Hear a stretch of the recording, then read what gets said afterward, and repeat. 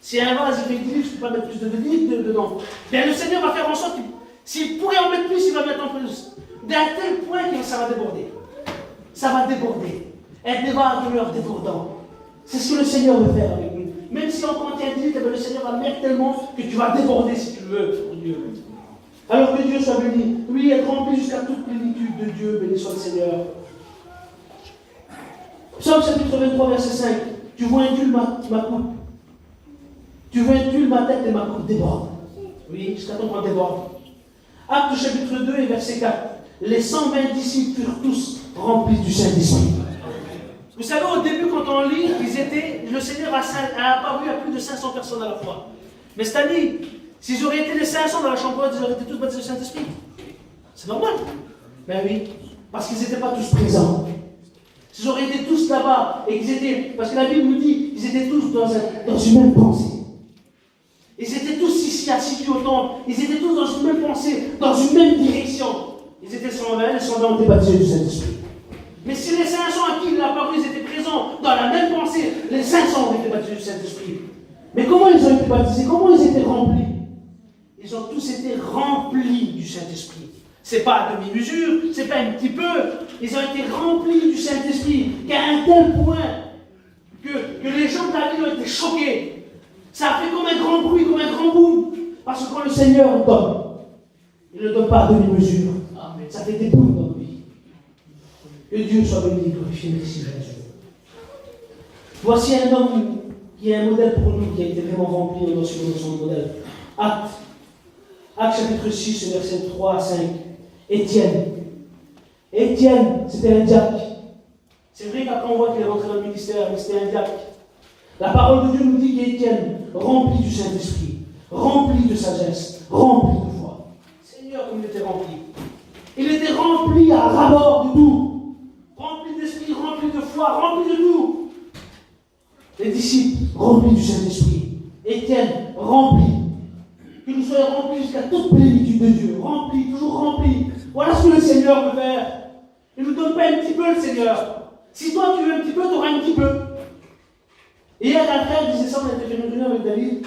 Il disait sur une sœur, si tu demandes petit au Seigneur, tu auras petit. Mais si tu demandes grand, ben tu auras grand. Amen. Quelle vérité. Nous n'avons pas un petit Jésus, un petit Seigneur, nous avons un grand Dieu. Amen. Le grand Dieu des cieux est à un tel point que les cieux ne peuvent le contenir. Alors Seigneur, pourquoi limiter, béni soit Dieu? Ici, j'ai mis, regardez quelle vérité. J'ai mis ici une pensée qui m'est venue.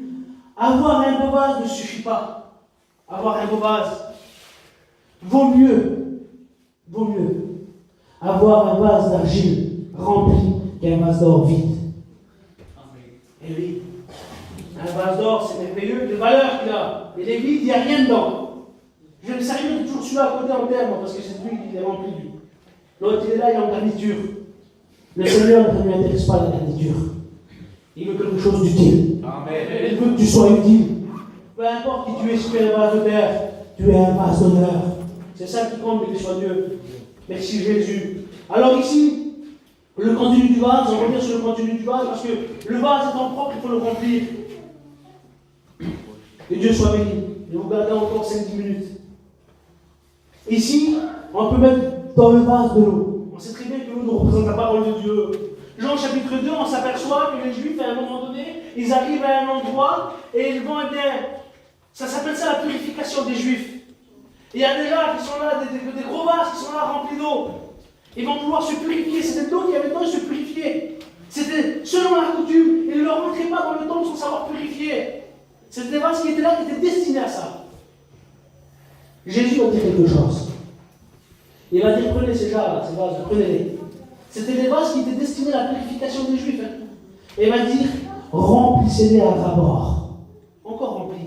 Il ne va pas dire à demi-mesure, à moitié. Il va dire, remplissez-les à ras-bord. Et avec cette eau-là, qui se purifiait, il va en faire du vin. Il va faire du vin. Seigneur, incroyable, il va faire du vin. Tout à l'heure, on va prendre le vin là. Qu'est-ce qui nous symbolise le vin ce matin? Qu'est-ce qui nous symbolise, l'Église du Seigneur? Il nous symbolise le sang de Jésus-Christ. On ne prend pas du sang ce matin, c'est du vin qu'on prend. C'est le symbole, c'est en mémoire de Jésus-Christ. En voulant dire, c'est le message que vous voulez leur faire passer. Vous vous purifiez dans cette eau ici, là. Mais jamais de la vie, cette eau pourra vous purifier. Seul le sang de Jésus nous purifie de tout péché. Et ça, il les a mis à ras-bord dans ce vase. C'est pas avec les choses de la terre qu'on se purifie.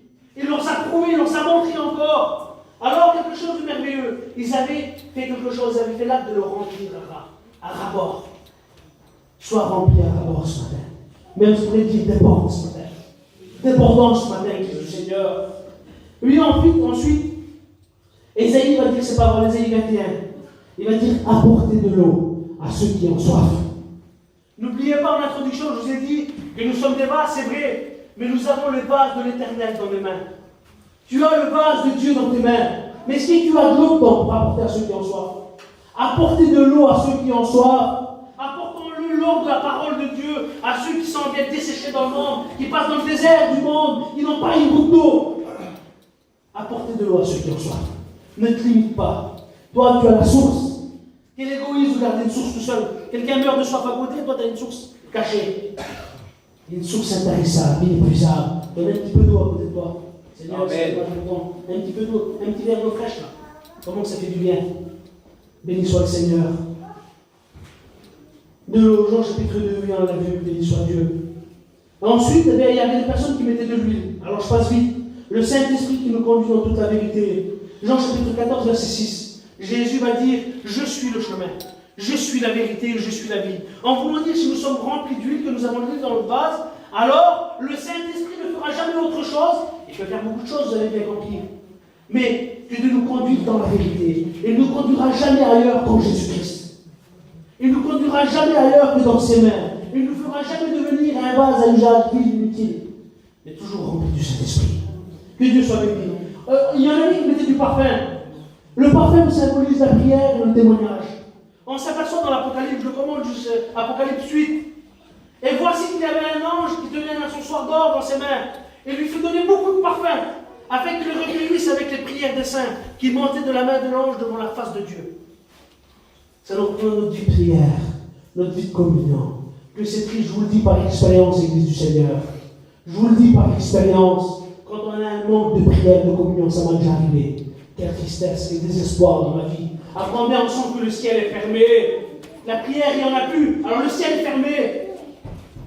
Mais j'aimerais vous dire que cette vie de prière, ce parfum, qui doit monter devant la face du Seigneur Jésus-Christ, ça nous devons l'avoir dans notre base, dans notre vie, dans notre cœur. Amen. Cette vie de communion, cette vie secrète, nos petits coins secrets.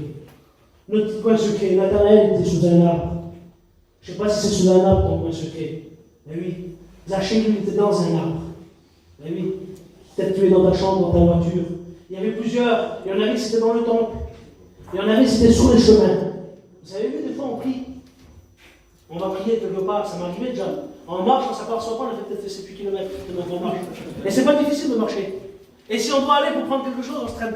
Et parce qu'on prie, on oublie qu'on marche. Alors on prie parce qu'on est dans la même direction que Dieu. Quand on a la prière dans nos vies, alors on ne fait pas attention à ce qui se passe autour. Parce qu'on marche, on est rempli du Saint-Esprit. Que Dieu soit béni. Alors oui, regarde, ça représente aussi le témoignage. 2 Corinthiens, l'apôtre Paul. Que je l'aime, l'apôtre Paul aussi, Seigneur. J'aime plus mon Jésus, mais je l'aime, l'apôtre Paul. Pourtant, je le connais à travers la Bible, je ne l'ai jamais vu, moi. Vous avez bien compris, on ne glorifie que Dieu. Mais quel exemple. Quel exemple il va dire au chapitre 14, 2 Corinthiens 2, 14. Grâce soit rendue à Dieu, qui nous fait toujours triompher en Christ et qui répand par nous en tout lieu l'odeur de sa connaissance. Nous sommes en effet, pour Dieu, la bonne odeur du Christ. Pour Dieu, la bonne odeur de Christ. Parmi ceux qui sont sauvés, mais parmi ceux qui périssent aussi. Amen. Quelle bonne odeur que nous sommes. Et ça, c'est le témoignage. Ça, c'est le témoignage. Nous sommes la bonne odeur de Christ. Parmi ceux qui sont sauvés, aujourd'hui, on est des sauvés, on est des chrétiens. C'est facile de dégager une bonne odeur. Mais parmi ceux qui périssent, quand on est dans nos familles, quand tu es dans ton foyer, quand tu es chez tes cousins, chez ta famille, qui tu veux, je ne sais pas moi, est-ce que tu es toujours cette bonne odeur? Est-ce que tu donnes toujours ce bon témoignage? Est-ce que tu le fais? Mais l'apôtre Paul le rappelle. C'est un rappel qu'il fait. N'oublie pas, tu es une bonne odeur. La bonne odeur de Christ. Oui, pour répondre quoi? Pour répondre à la connaissance du Christ. Ce n'est pas une connaissance qui enfle d'orgueil pour avoir un cerveau à triple étage. C'est une connaissance, la connaissance de la volonté de Dieu pour ta vie.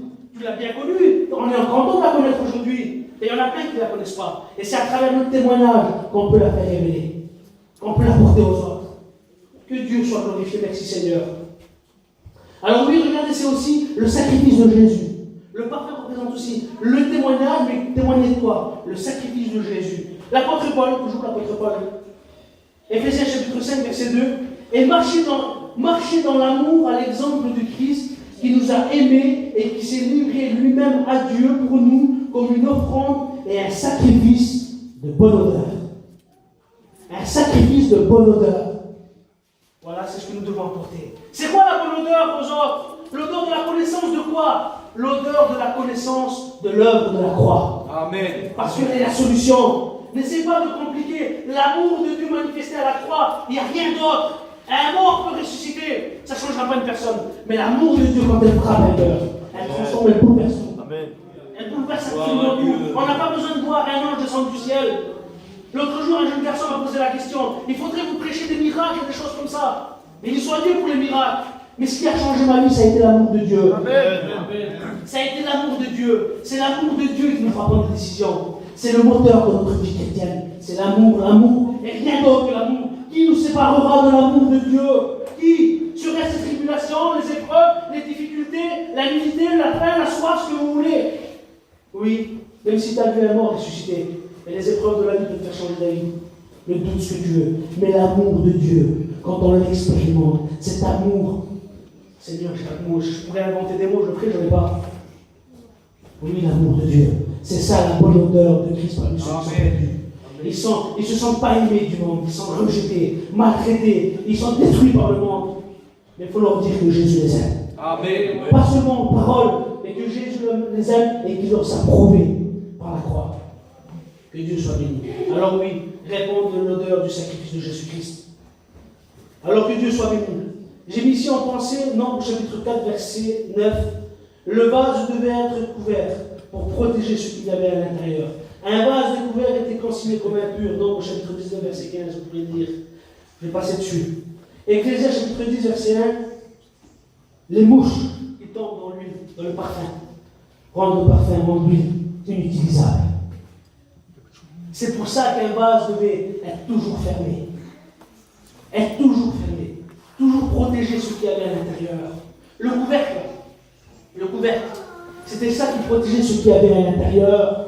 Mais certains l'ont mal traduit, et certains le vivent mal, ces choses-là. Ils ferment leur vase, mais c'est définitif. Hein. Même pour Dieu, il n'ouvre plus. Pour que Dieu puisse le remplir. C'est pas comme ça, il faut le fermer pour le monde, mais l'ouvrir pour Dieu. Amen. Ça, c'est avec une vie de sanctification, c'est avec une vie de connaissance. Pas d'intelligence supérieure, mais d'une connaissance de la Bible. Avoir une vie secrète avec Dieu. Avoir une vie autour de la parole. Apprendre les conseils des serviteurs de Dieu et de la parole. C'est comme ça qu'on découvre quand il faut savoir découvrir notre vase et quand il faut savoir le couvrir. Parce qu'un vase qui était découvert dans l'Ancien Testament, il était consigné comme impur. Mais il y en avait qui faisaient n'importe quoi. Et c'est pour ça que d'ailleurs Jésus va reprendre certaines personnes. Et j'aimerais vous lancer ces paroles. C'est vrai que c'est dur, que vous voulez vous faire. C'est la parole de Dieu qui c'est dur. Hein, parce qu'il y en a qui le fait. C'est malheureux, mais c'est une grâce de Dieu quelque part de réaliser que Dieu nous rappelle à l'ordre. Que Dieu nous rappelle à l'ordre. Et on le voit dans Matthieu chapitre 23, verset 24. Il va dire conducteur aveugle qui coule le moucheron et avale des chameaux. Ah Seigneur, c'est quoi ça? Et ils étaient capables, imaginez-vous, qui coule le moucheron et avale des chameaux. C'est impossible. Vous savez, ça veut dire quoi couler le moucheron? Ils prenaient le contenu de leur vase là et ils le filtraient. Ils le filtraient parce que dans la peur, les pharisiens c'était comme ça. S'ils avalaient une petite poussière ou un petit moucheron, ils étaient impurs. Mais cependant, Dieu doit dire, vous filtrez votre boisson là, parce que vous avez peur d'avaler un petit moucheron, mais qu'en réalité, vous avalez des chameaux. Seigneur, que vous êtes faux. Il disait souvent quelque part, c'est ça ce qu'il disait. Seigneur, c'est pas possible d'être aussi mal, d'être aussi, avoir une vision aussi courte. Il m'a dit, hypocrite, vous coulez le moucheron, mais vous avalez des chameaux. Pourquoi il disait ces choses-là? Parce qu'en réalité, écoutez bien, c'est là que je vais arriver. Ils ne savaient même plus si leur vase était couvert, ou s'il était découvert, ou quand il était découvert, ou quand il était fermé. Ils ne savaient plus. Mais s'ils auraient su, s'ils auraient une vie de communion, s'ils auraient été en contact avec Dieu, selon qu'il le disait, et que c'était plus juste traditionnel, ils le savaient très bien quand est-ce que leur vase était fermé et quand est-ce qu'il était ouvert. Et à ce moment-là, ils n'auraient pas eu besoin de couler le moucheron. Parce qu'ils savaient que le contenu était pur, que le contenu était propre. Que Dieu soit béni. Alors faisons attention. C'est un appel aujourd'hui, ce matin, je vous fais à la vigilance, de faire attention, de couvrir quand il faut et de le fermer et de l'ouvrir quand il faut, mais soit Dieu. Scribes, il va dire, et pharisiens, hypocrites, parce que vous nettoyez le dehors de la coupe et du plat, et qu'à l'intérieur, vous êtes plein de rapines et d'intempérance. Le Seigneur, il va fort quand même, le Seigneur, là. Il va fort, c'est des paroles dures ce matin. Il va fort, le Seigneur, il disait ça à l'époque sur ses pharisiens, sur ses scribes, il disait ça. Il disait, vous êtes plein de rapines et d'intempérance. Le mot rapine veut dire ce qui est volé, ce qui est pillé. Voilà ce qu'il disait, voilà ce qu'il leur faisait passer. En réalité, ils voulaient leur boisson, parce que sinon, si on avait un moucheron, on va être impur. Hein. Mais qu'en réalité, ils ne vivaient pas la vie de Dieu. Ce matin, vous avez bien compris, je ne vous dis pas que vous ne vivez pas la vie de Dieu, mais c'est une appel à la vigilance, faire attention. Amen. Faire attention. Ils auraient bien pu filtrer leur boisson, comme ils l'auraient voulu, mais qu'en réalité, ils ne vivaient pas. Donc ça ne marchait pas, ça ne correspondait pas, ça ne collait pas à ce qu'ils faisaient. Alors soyons vigilants ce matin, frères et sœurs. Béni soit le Seigneur. Que Dieu soit béni. Merci Seigneur. Sans plein de rapines et d'intempérance, il nous faut encore les deux mains, comme je vous ai dit tout à l'heure. Il nettoyait le dehors de la coupe, c'est-à-dire, et de dedans, pas besoin. Et qu'alors, le potier faisait quoi quand il nettoyait le vase, lui? Il avait les deux mains encore. Il les nettoyait à l'extérieur, mais aussi à l'intérieur. Le Seigneur n'a pas juste un bras, il en a deux. Il y a Dieu le Père et il y a Jésus. C'est son deuxième bras. Écoutez, quel bras d'amour, qui nous entoure d'amour. Alors, Seigneur Jésus-Christ, ce matin, réalisons la soyons vigilants, béni soit Dieu. Que notre vase ici soit fermé pour le monde et ouvert pour Dieu. Nous n'avons pas besoin de filtrer le contenu de notre vase. Parce que Christ l'a fait pour nous. Il nous a donné ce qui est le plus pur, ce qui est le meilleur, ce qui est le plus bon. C'est juste la quantité. Le Seigneur veut nous donner sans mesure. Il veut nous donner en abondance. Alors faisons attention, Seigneur. Que le Seigneur Jésus-Christ nous donne avec abondance. Restons loin du monde, parce que le monde, lui, ce qu'il fait, il salit notre vase et il veut briser notre vase. C'est ce qu'il veut faire, béni soit le Seigneur, parce que Dieu est toujours là pour nous. Alors que Dieu soit béni, je vais terminer. La fragilité du vase. Parce que le vase, aussi merveilleux qu'il soit, nous sommes fragiles. Vous avez vu comme c'est dur, comme c'est compliqué des fois de créer notre vie chrétienne. Des fois c'est dur. Je vous le dis, je ne vous dis pas que c'est facile. Le vase, vous avez vu par quoi il a passé? Ça a été très facile pour lui pour qu'il soit un vase d'honneur. Mais un vase en prend, on va pas partir et le briser en miettes, c'est fini. C'est facile, frères et sœurs, de perdre notre témoignage. C'est tellement facile. À travers notre comportement, à travers notre langage, on perd notre témoignage. On perd notre témoignage, notre crédibilité. On la perd parce que nous n'avons pas fait attention comme on parle. Je vous le dis de la part du Seigneur, c'est une impartition, ce matin, regardez. Est-ce que pour autant que c'est fini, c'est trop tard? Bien sûr que non. Parce que le bras du Seigneur Jésus-Christ. Oh Seigneur Jésus-Christ, il est mort. Il est le réparateur des brèches. On va voir ensemble. Tu les brises comme tu brises un vase de terre. Ça, c'est quoi la fragilité? Je suis comme un vase brisé, va dire David. Ils sont brisés comme un vase de terre. Il y avait une histoire merveilleuse. C'est une histoire. C'est une histoire d'un vase qui était vraiment inestimable. Inestimable, ce vase-là, il était. Il était dans un musée en Angleterre. Il était vraiment d'une valeur inestimable. Et à un moment donné, l'histoire nous dit que pendant l'inattention du gardien, quelqu'un va le faire tomber. Et va se briser en 1000 morceaux. En morceaux. Un vase brisé par terre. Comment faire? Mais les responsables de ce vase et de ce musée, devant la valeur de ce vase, ils savaient que ce vase avait tellement de valeur qu'ils n'arrivaient pas à concevoir dans leur cœur que ce vase était perdu. Donc ils ont fait appel au plus grand. Et l'ont réparé tellement merveilleusement qu'aujourd'hui, il y a une étiquette à côté qui raconte l'histoire du vase. Et il y en a qui disent que c'est pas vrai. Ils n'y croient pas en cette histoire. Tellement que le vase a été refait à la perfection. Tellement qu'il est recollé de la perfection, on n'arrive même plus à voir s'il a été brisé un jour. Alors il y en a qui disent que c'est une histoire qui n'est pas vraie. Et que cependant c'est une histoire vraiment vraie. Tellement qu'il a été recollé à la perfection. Ici je l'ai mis, c'est Isaïe le prophète 58. Il va dire qu'il a appelé le réparateur des brèches. Amen. Le réparateur des morceaux. C'est jamais trop tard avec Jésus. On peut toujours regagner notre vie. On peut toujours regagner notre témoignage. Cette bonne odeur de Christ qui était dans notre vase. On peut la répandre parmi ceux qui périssent, parmi ceux qui sont sauvés aussi, parmi ceux qui nous entourent. On peut la répandre à nous si on l'a perdu. Parce qu'on a été brisé, alors le contenu s'est perdu. Il y a quelques temps en arrière, j'ai reçu sur mon téléphone. Vous avez peut-être souvent reçu. On voyait bien qu'autrefois en Chine, lorsqu'un vase se brisait, alors on faisait quelque chose. Et ça m'a tellement plu que j'ai été un peu me documenter dessus pour voir vraiment comment c'était. Bien oui, c'était au XVe siècle qu'on faisait ces choses-là, et ça se faisait merveilleux. Même un vase, eh bien, qui avait une forme, ce que vous voulez, lorsqu'il était brisé, ce qu'il faisait, on la prenait, on la recollait, tu sais comment, Stanley? Avec de la pâte d'or. On reprenait les morceaux, on les recollait, mais c'était avec de la pâte d'or qu'on recollait tout. De telle façon que quand le vase était reconstruit, il était encore plus beau qu'avant. Il était encore plus beau qu'avant, parce qu'on avait pris des richesses. Quelque chose qui avait de la valeur pour pouvoir le refaire. Je te le dis de la part de Dieu, peu importe ce que tu as fait, ce que nous avons fait.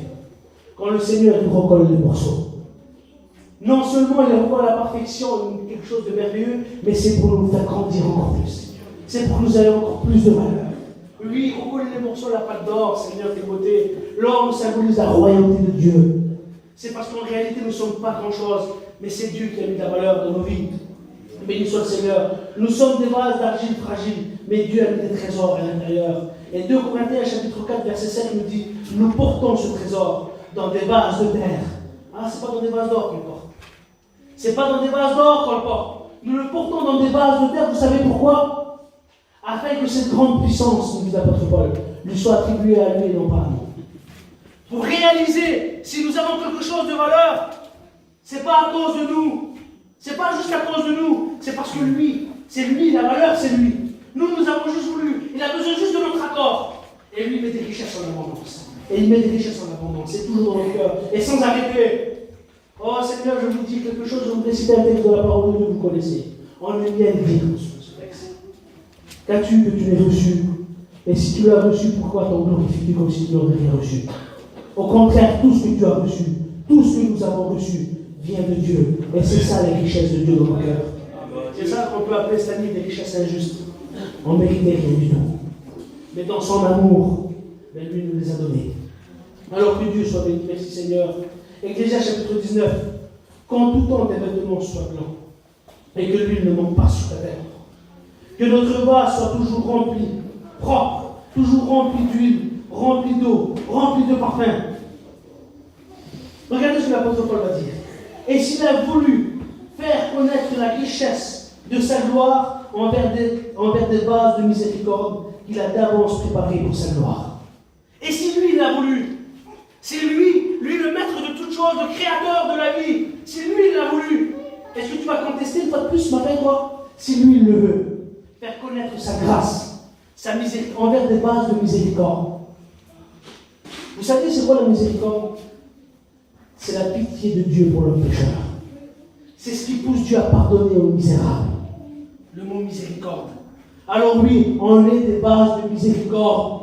À cause de son amour, Dieu nous a fait grâce. Et c'est parce que lui, il l'a voulu. Alors si lui, il l'a voulu, mes frères et mes sœurs, ce matin, Seigneur, acceptons la forme que Dieu nous a donnée. Acceptons la forme que Dieu nous a donnée. Je vous lis un dernier passage et on priera le Seigneur. Ésaïe 66, verset 20. Comme les enfants d'Israël, béni soit Dieu. C'était ce qu'ils faisaient eux. Comme les enfants d'Israël apportèrent leur offrande dans des vases purs. C'était des vases purs. Ils apportaient leur offrande dans des vases purs. C'était des vases qui étaient propres, des vases qui étaient solides, des vases qui étaient signés, marqués. Oui, c'était des vases purs. Ils apportaient leur offrande. Où ils l'apportaient? Le texte nous dit à la maison de l'Éternel. Amen. On n'apporte pas notre offrande, le contenu de notre vase, on ne l'apporte pas n'importe où, frères et sœurs. On n'en fait pas ce qu'on veut. On l'apporte à Dieu. Et de toute façon, je vous le dis, tout ce qu'on peut faire ici-bas, tout ce qu'on peut faire pour Dieu, ça sera la récompense que Dieu nous donne. Ça sera là-bas, ça sera une récompense devant Dieu. On remerciera Dieu toute notre vie de nous avoir permis, de nous avoir donné la grâce de travailler pour lui. Parce qu'en réalité, nous aussi, c'est Dieu. Je vous le dis de la part de Dieu. C'est vraiment une grâce de travailler pour Dieu. C'est vraiment une grâce de devenir un vase d'honneur, un vase utile, propre à toutes bonnes œuvres. Alors ce matin, je vous pose cette question. On va prier le Seigneur. Est-ce que vous voulez des vases d'honneur? Amen. Vous voulez des vases d'honneur? Amen. Vous voulez être propre? Amen. Bon à toutes bonnes œuvres, propre à toutes bonnes œuvres? Vous voulez? Moi aussi je veux. Alors ce qu'on va faire, on va demander à Dieu qui vienne nous remplir. Amen. Remplir de quoi? Tu sais ce que tu manques. Tu sais si tu as besoin de parfum. de témoignages, de prières. Tu sais si tu as besoin d'eau, de la parole. Tu sais ce que tu as besoin. En réalité, nous avons besoin de tout. Mais des fois, vous avez vu dans une vie chrétienne, on dit ça va, mais je manque un peu de prière. Ou alors ça va, mais je n'ai pas assez de lecture. Ce matin, remettons en question. Nous sommes des vases d'honneur. Et quand nous sommes des vases d'honneur, n'oublions pas qu'en sortant d'ici, nous portons les vases de l'Éternel. Respecte-le. Seigneur, entretiens-le. Qu'il soit propre dans tes mains, qu'il soit beau, qu'il soit honorable. Seigneur, Jésus-Christ, ce n'est pas n'importe quoi. Alors on va prier le Seigneur. Et celui qui s'est identifié à la parole de Dieu, moi le premier, j'en suis sûr. Je n'ai pas besoin de faire une appel. Je sais qu'on s'est tous vus. À un point, un autre, on s'est tous vus. Ça serait égoïste. Ça serait égoïste de dire qu'on ne s'est pas vu. Parce que nous voulons tous être des vases d'honneur. Merci Seigneur pour ceux qui y sont. Mais il y en a qui manquent. Alors au nom de Jésus, là c'est un demi-tour en nous-mêmes qu'on fait. Que Dieu soit béni, glorifié. Je demande à Stanley qui puisse lancer la